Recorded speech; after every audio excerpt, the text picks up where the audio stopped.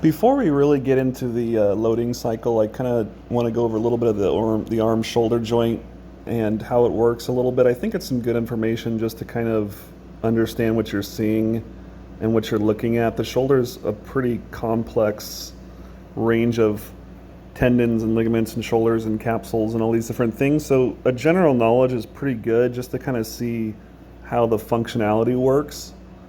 I'm going to go over just a couple different things. I have some videos here, and they do a pretty good job explaining and talking about just the anatomy of things. So after each video, I kind of want to talk about what the functionality is of it, um, some issues you have, some impinging issues, some pain issues, also some range of motions, how to keep that humerus head and that ball and socket joint pretty loose, because you want to be pretty loose and relaxed but strong, and keeping that arm in the socket and keeping everything connected pretty well to have a good range of motion in that loading phase, because this is where the loading kind of builds up that energy, and this is where the shoulder is rotating and moving. So here's some basic things. Shoulder, or the humerus, or the upper arm bone, the scapula, or the shoulder blade, and the clavicle, or the collarbone. The roof of the shoulder is formed by a part of the scapula called the acromion. There are actually 4 joints that make up the shoulder. The main shoulder joint, called the glenohumeral joint, is formed where the ball of the humerus fits into a shallow socket on the scapula. This shallow socket is called the glenoid. The acromioclavicular, or AC joint, is where the clavicle meets the acromion. The sternoclavicular, or SC joint, supports the connection of the arms and shoulders to the main skeleton. So as you can see really quick here, we're working with 4 different joints that make up a huge part of the shoulder here. And if any one of these parts are kind of out of whack or out of alignment, you're going to start getting pain. It's interesting actually, because when I was in school, the first pain that I actually had in my shoulder was actually here in the SC joint. I was getting a big grinding kind of pain in this joint. It's actually the most solid joint in your whole body, so it's supposed to be pretty rigid and not move too much, but that's the initial part. I was getting pain because my arm was going like this up here. It was loading high, and I was getting a lot of secondary kind of, the bone was rubbing down and moving down completely. So that was actually the first sign of the shoulder issues that I went through. And I've learned a lot over the years, and after surgery and different things, my arm was amazingly better, and I had to change my arm swing load a little bit, and that's what really helped. But again, arm swing loading is not necessarily for, different players don't need to change their arm load. It's interesting for defenses to take a round and understand what players are doing, so you can scout them and you can read them better. If you are having pain or if you are having issues, then it is a good idea to at least know what your shoulder looks like and what's going on in that shoulder. So again, this is just for that. I just wanted to stop it right there, just because the SC joint right here, this clavicle joint, really connects here and here, so it does have a big importance on your shoulder joint here and how it moves. Front of the chest. A false joint is formed where the shoulder blade glides against the rib cage. This joint, called the scapulothoracic joint, is important because it requires that the muscles surrounding the shoulder blade work together to keep the socket properly aligned during shoulder movement. Now this is actually a really underutilized aspect here, is the scap joint and all these muscles. So it's a false joint, which means that there's no kind of cartilage and different ligaments that are attaching. It's attached by muscles. And so that's why it's so important to utilize those back muscles and to properly align your scap back so that everything can align and go backwards, because it's such a muscle related joint. It's not like your knee where it just goes back and forth and the cartilage and the thing. I mean, obviously you need strength in your knees, but that's a very hinge joint that's very cartilage and ligament based. The scap back joint, which is a huge part in getting a range of motion for your arm swing, is a muscle driven false joint. So that's why, again, this is pretty important to kind of just understand and kind of know what you're looking at.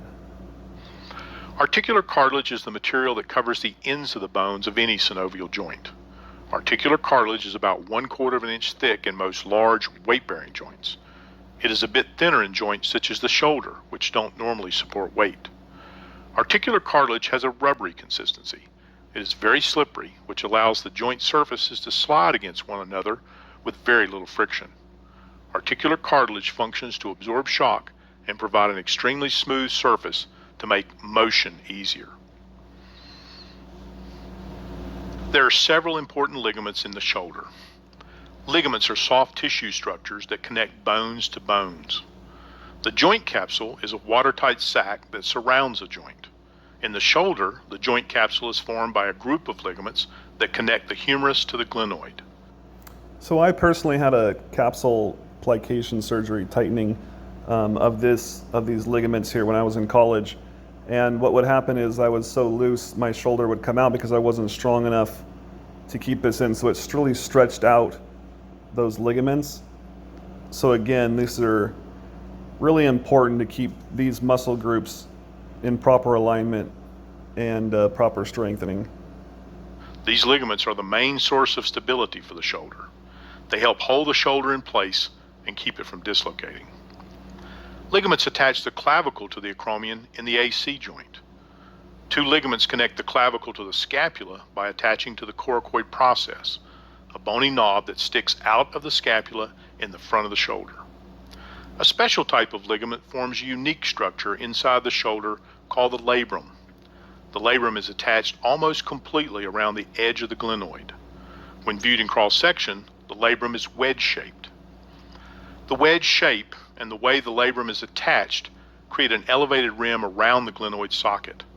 This is important because the glenoid socket is so flat and shallow that the ball of the humerus does not fit tightly. The labrum creates a deeper cup for the ball of the humerus to fit into. So again, the labrum is a pretty important structure. It's kind of like a suction cup that's connecting your shoulder ball and socket to the actual socket. So it's attaching the ball to the socket, and it's kind of wedge shaped like that, so it's really getting a firm grip around that. And I had a loose shoulder and the capsule was loose, and I would dislocate my shoulder a little bit every time, and it would kind of tear up, and it kind of would tear up that labrum as it kind of re-entered every time, because my shoulder wasn't I wasn't properly moving it, and also I wasn't properly strengthening it. So, and genetics do fall. I have a very loose ligaments in general, which create a lot of elasticity and torque for me. I could produce a lot of energy because of just the way my looseness and contraction could be. Range of motion, I can utilize more range of motion in a quick manner.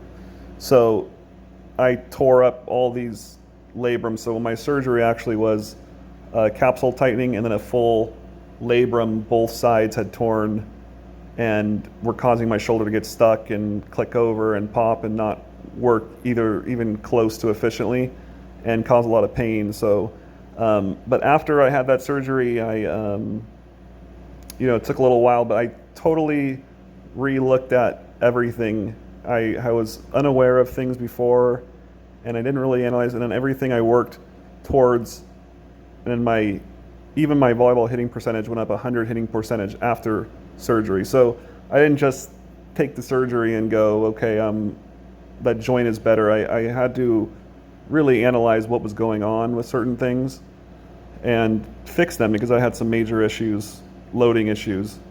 And that's why I kind of am interested in the what you're looking at physical aspect of this part before we get into the loading phase, because you kind of want to jump into the loading phase quickly, but if you don't really know what you're looking at underneath everything, it kind of just looks like a simple motion, but we got to break down each part.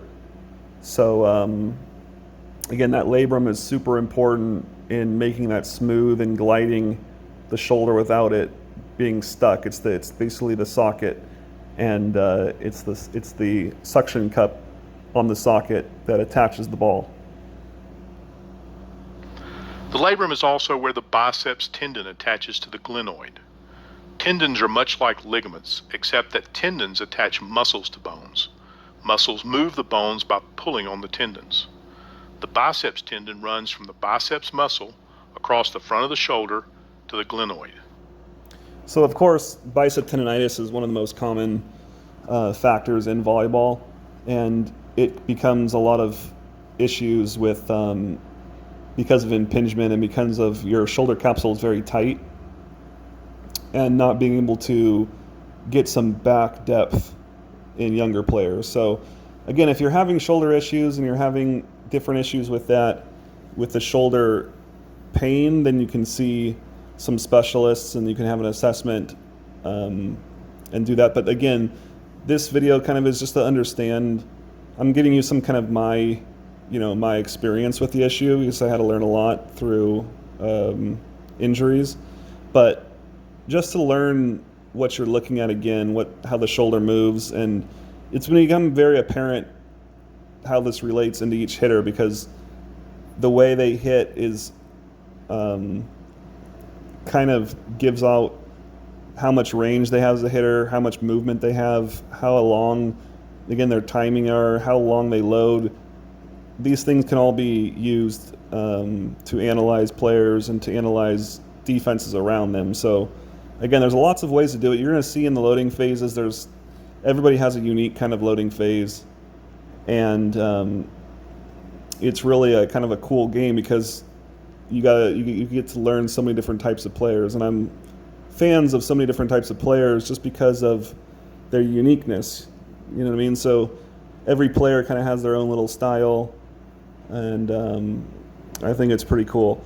So the loading phase, and it's a coil, and that's why we like volleyball in general too, is the uniqueness in players.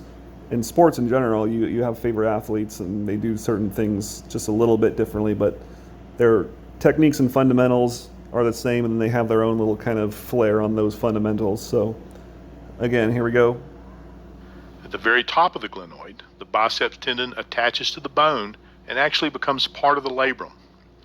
This connection can be a source of problems when the biceps tendon is damaged and pulls away from its attachment to the glenoid. 4 tendons connect the deepest layer of muscles, the rotator cuff muscles, to the humerus. Just before these muscles attach to the upper end of the humerus, they join together to form a single tendon called the rotator cuff. The rotator cuff muscles lie just outside the shoulder joint. These muscles help raise the arm from the side and rotate the shoulder in many directions. The rotator cuff muscles and tendons also help keep the shoulder joint stable by contracting and holding the humeral head tightly in the glenoid socket as the humerus moves. The large deltoid muscle forms the outer layer of shoulder muscle. The deltoid is the largest, strongest muscle of the shoulder. So again, yeah, the deltoid gets a lot of look because it's a pretty prominent shoulder kind of thing. It's what you think of in the shoulder, but all those rotator cuff muscles in the back is what really rotates the shoulder backwards and into alignment. So the deltoid raises it up and then it elasticates it forward. But again, we're going to be focusing a lot on the rotator cuff muscles and how those function. The deltoid muscle provides the power to lift the arm once the arm is away from the... Here we can see the rotator cuff muscle colored in brown. The rotator cuff is a group of muscles in the shoulder connecting the upper arm to the scapula. The rotator cuff provides stability to the shoulder. A video that describes a characteristic injury to the shoulder. So again, here, if you move, you can see right here, if you move up too much, you can see how far this diagram's going up here. That's a pretty far level of impingement. So you can see this everything's getting jammed together. So if we take our arm swing and we just keep going up and up like a rebound, which is why you don't see just 2 arms straight up all the time, like a basketball rebound, because that's okay in basketball because you're just going up and then grabbing the ball and coming back. But to actually generate and translate force, it puts a lot of pressure on these upper joint levels here. So here, next video is actually a doctor, and he's going to kind of go over a little bit about these muscle tendons and how they work here. Injury to the shoulder in exercises of this type of arm raising. Show you how this occurs. Okay, so this is a kind of an in-depth look. He's a surgeon on these tendons and how they fit into this socket and how tight this socket really is and how much range of motion we have, but it's also a very vulnerable point in our body. So we got to take care of it, and we also got to see how it moves and rotates here. If we take this shoulder model, this is the right shoulder, this is the front. You can see the ball and socket of the shoulder, and then above the ball and socket is the roof of the shoulder shown here, and then between the top of the shoulder and the roof are rotator cuff tendons right here. And these rotator cuff tendons become easily irritated. In fact, when one lifts one arm up in the air, you can see how these tendons become easily irritated. So there just isn't much room between the roof and the top of the shoulder and these rotator cuff tendons, thus why they get very irritated. And that can be a source of pain and disability. And these tendons can progress through with this irritation to a full thickness rotator cuff tear, as we mentioned, and that really is a subject of a more advanced diagnostic and therapeutic reasons. We then do an exercise program that we teach them, and if you look at the shoulder and consider that the ball rides up and squeezes. Okay, so you kind of see how tight that shoulder capsule can get if you just kind of lift your arm up and squeeze and then really try to generate force going upward. So that's why you don't see it necessarily in volleyball very often. You don't see the elite players or the top players doing this. You can see it's not a repeatable action. So just giving you some kind of insight on what we're looking at here in the arm socket. Squeezes these tendons. If we do an exercise program that works on the muscles at the front and the muscles at the back, it pulls the head down like this, so you can see there's more room right in this area. So again, like, for example, if you take the arm here, the bone, if you raise it up like this, you're going to see the shoulder joint going this way. So instead of pinching up, you're just rotating that ball still in this joint, and then you can rotate it back. So we're going to go over some examples in a minute. For those tendons when the shoulder moves. But you want to create that space. You don't want to create this upward pinching motion up in here, which causes all types of bicep tendonitis and causes a lack of range of motion too for hitting. So players that kind of go up just straight up and down, they tend to have a little bit less range of motion when they hit the volleyball actually. So they tend to hit straight forward a little bit more, which is a good thing to know if you're, playing defense. Hitters that go straight up kind of just come straight down. So players that kind of have a wider range of openingness, they kind of have a bit of range to hit outside their body or change directions easier. So that causes them to have a better view and a better range of hitting. The other aspect of this, if we turn this shoulder model around, is to look at the back of the shoulder and the scapula. That moves on the chest wall so that when we lift the arm, the scapula moves as well. So if we work on these muscles to clear and work more efficiently in the chest wall, you can see it too creates area right here. So here's another trainer guy here, and it's kind of a cool view. So instead of just working our side angles, we're going to be working in 3D models. So this is kind of this is what I was talking about. This is kind of similar to a volleyball swing. So we're up here and here. So we're turning this joint sideways. We're not going up with it. We're not doing that. We're rotating the head of the humerus, and then we're rotating back. So that way we can twist in a good motion. In this kind of 90-40. So yeah, so 90 degrees is a good, we're gonna be talking about that a lot. 90 degrees is for acceleration and for loading is where we want to see when we look at our arm in different motions. So we're gonna go over that later, but that's a good key point to kind of take in right now. 45 position that you'll see when we get up here. So I'm going to be here. This would be 90-90. This would be 90-45. And I'm going to work on external rotation. Again, so you see right here, you see how this is rotating around. It's lifting the arm up. So the arm now is in a hitting position without having to jam this joint straight up. So if the arm was just going like this, straight up, and you were just raising it above your head, that joint would get squeezed together. So you can see right here that that humerus turns and rotates open. It doesn't jam into this joint right here. It's rotating back and forth on this plane. So now it can go back, it can rotate back and get some depth and get some motion without having to compromise the joint, and which is also opens up the chest, it opens up the back, it opens up the arm to be relaxed and loose, and it's in a good position to load your arm up and then fling it forward. So it's good to kind of see the underlying External model here. rotation. Again, thinking I'm not up here. That shoulder blade is down, and I always tell everybody, I want you to think that you're rotating along the long axis of your humerus. Yeah, you see how well that ball and socket joint is rotating. It's not colliding with the upper parts of your shoulder, which is mine before was going up and it was colliding with this AC joint here, which was causing the shoulder, instead of being here like this, the joint, the collarbone was like this.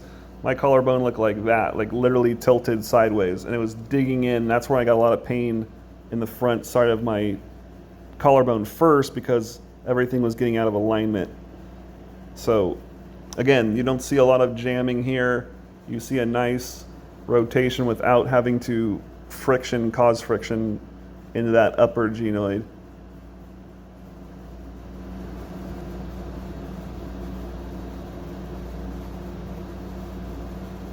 Again, these are the rotator cuff muscles that we're going to be rotating back.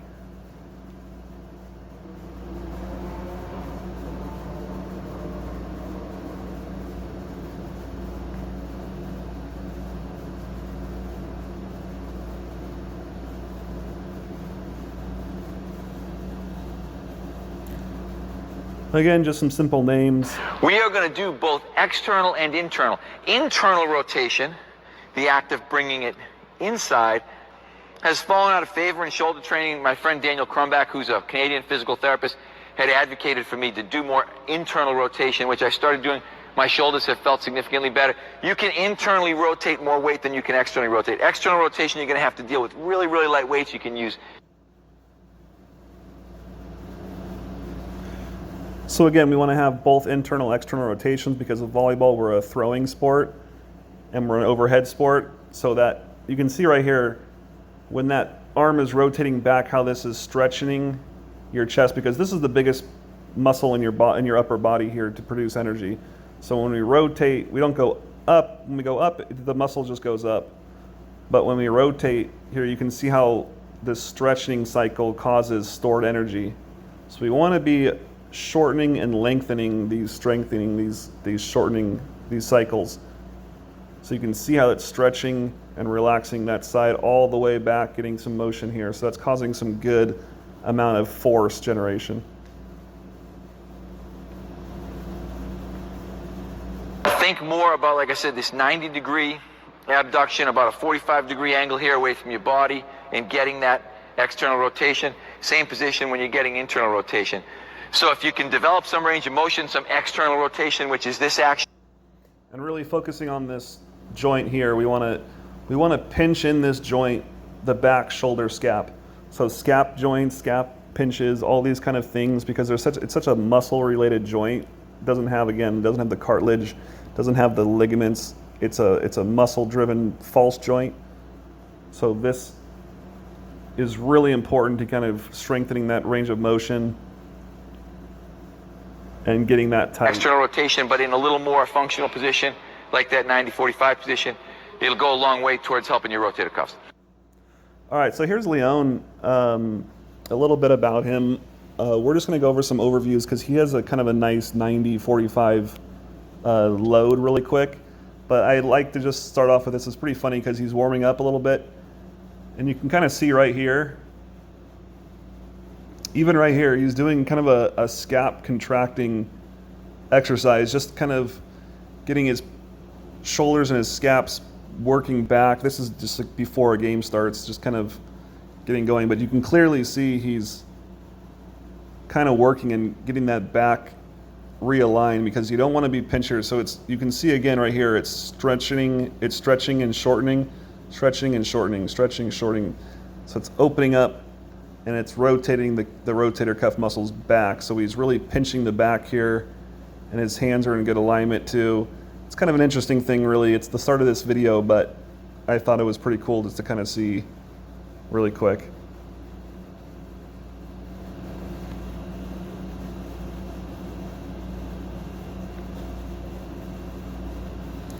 So of course, here's him going up.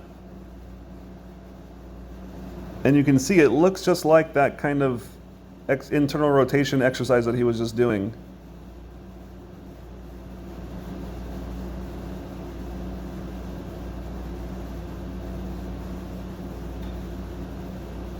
And then here's that 90-degree angle again.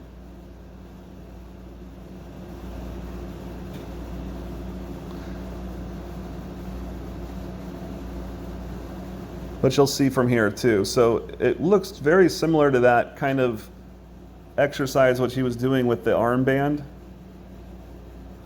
How we're doing here, and then external rotation out here.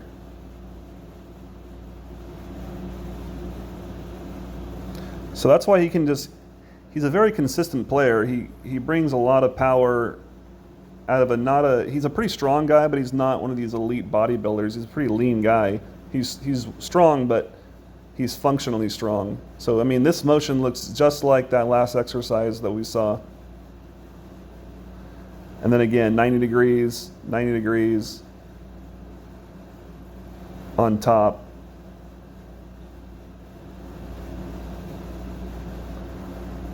Really opens that shoulder back.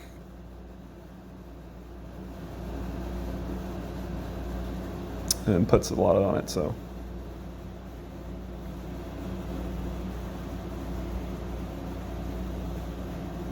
So again, in fast motion, it's hard to kind of tell, but in slow motion, you can kind of tell it's that motion right here.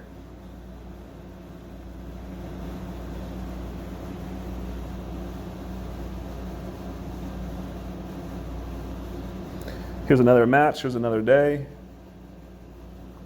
Almost the same play though. So you can see the consistency that we build up here.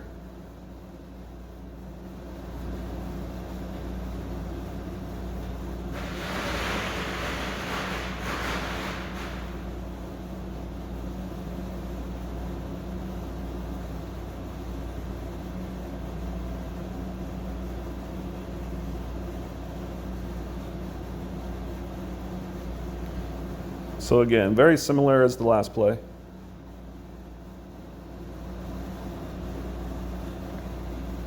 So from here,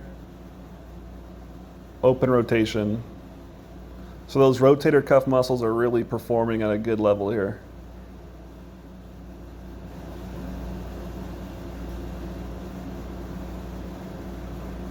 So again, external rotation. And then letting the scap and the lat do the work here.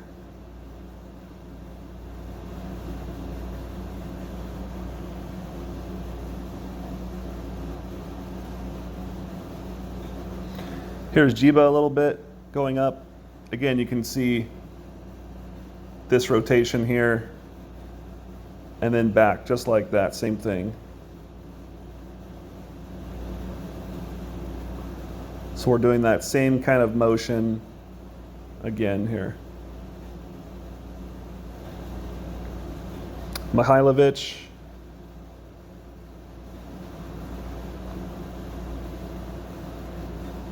Going up, so we're rotating that around. So this is kind of a nice long line. And that scap isn't pinching up. It's rotating back. It's in a nice alignment here. It's a perfect alignment. You can see this straight line back.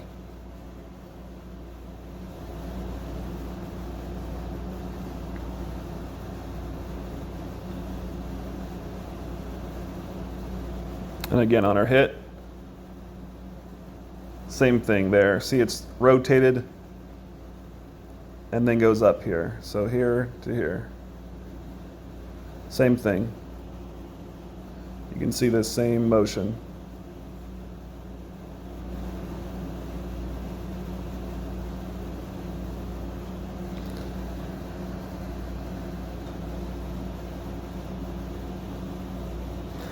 Now, McGraw here, this is a kind of a different motion. He's kind of still utilizing that joint, but he's utilizing from a very low standpoint. So he, as you can see, he's a very like roundhouse hitter. He doesn't go up at all with that right arm. It stays really tight. And then it can come through at different angles. So he's allowing himself to be loose this whole process still.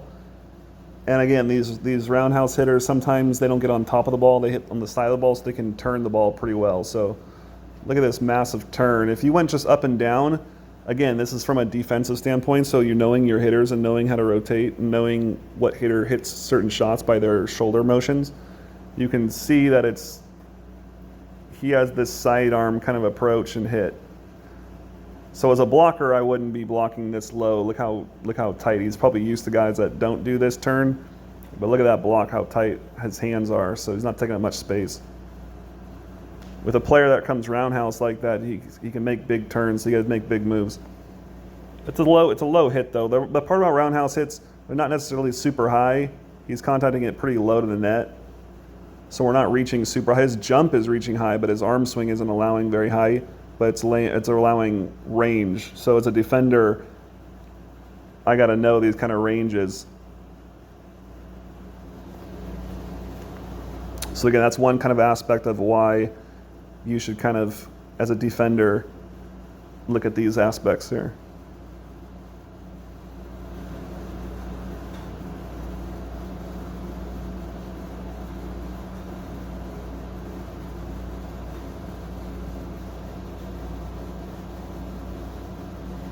And you get to see it a little bit better from this view here. So his loading phase here.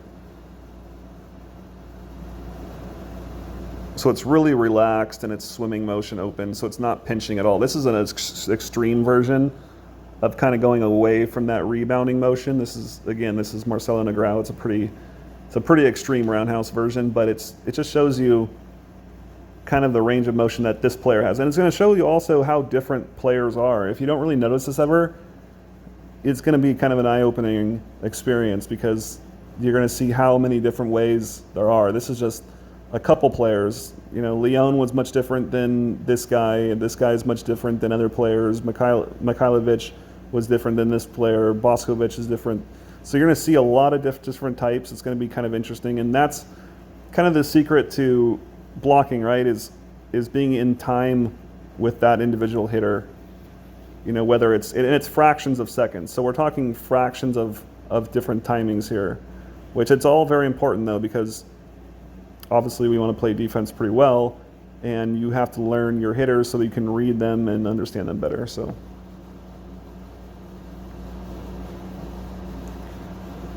here's some Jiba in slow motion, where you can really see that kind of external opening up. So as opposed to blocking, so you can see this blocker here. You can see how his arms are just straight up, which is fine for blocking because you're not doing much motion, you're just pressing. But now if you tried to actually be up here hitting and then try to hit forward, you're going to get a lot of pinching and pain in the top of the shoulder. You're not going to get a lot of range of motion, and you're going to get something that's straight up and straight down for an attack. So that's why you don't do this as a hitter. You don't go up like this as a hitter. So you can see you can only do this motion for it's a very stiff, strong motion. That's why you do it for blocking, because the shoulder joints are pretty strong and stiff there. So they're not much range of motion, and if the ball hits it, it gets rebounded very quickly back. So it's a positive block. But if we do this as a hitter, if we just take our arm and keep going up like this, it's not going to cause a lot of power, and it's not going to cause a lot of motion. It's going to cause a lot of pinching in these arm things. So that's what we're talking about when I'm saying that we're raising our arm and our loading is just going straight up. So you can see as Jiba is rotating that cuff perfectly from here, this angle to this angle.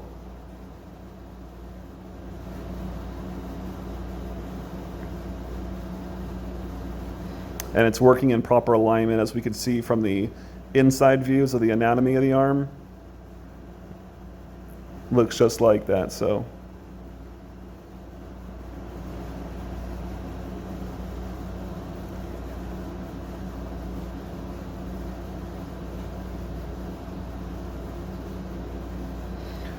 again, now we'll go over the loading phase and how to properly create that C shape and how to get power and get your legs, everything going.